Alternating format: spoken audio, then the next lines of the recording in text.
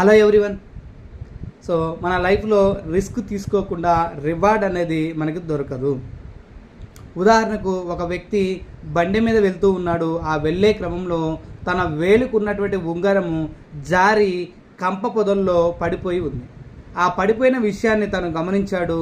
తిరిగి మళ్ళీ వచ్చి వెతకడం స్టార్ట్ చేశాడు. అలా వెతుకుతున్న క్రమంలో ఒక వ్యక్తి వచ్చి అడిగాడు, ఏమిటి వెతుకుతున్నావు అని అడిగినప్పుడు తను ఇచ్చిన సమాధానం ఏంటంటే, నా ఉంగరం జారిపోయి ఉందని సమాధానం ఇచ్చాడు.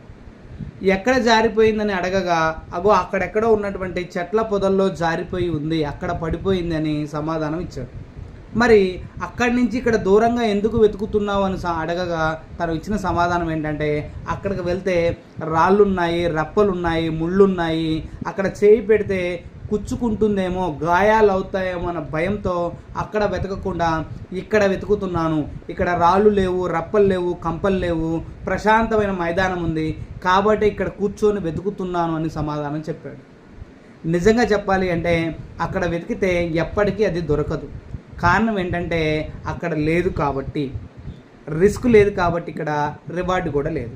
అక్కడికి వెళ్తే రివార్డు ఉంటుంది, దొరుకుతుందని తెలిసింది, కానీ రిస్క్ తీసుకోవటం ఎందుకులే అని చెప్పేసి ఇలా చాలామంది రిస్క్ తీసుకోవడానికి వెనక్కి వెళ్తున్నారు.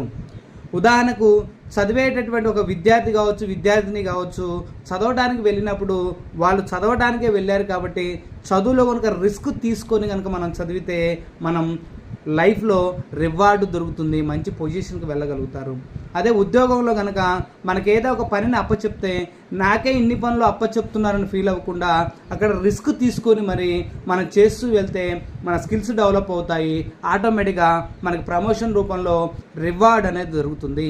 ఇలా ప్రతి రంగంలో ప్రతి చోట రిస్క్ తీసుకుంటే రివార్డు దొరుకుతుంది.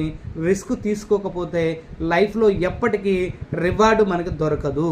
చేయండి, సబ్స్క్రైబ్ చేయండి, బెల్ ఐకాన్ బటన్ని క్లిక్ చేయండి, కామెంట్ చేయండి. Thank you.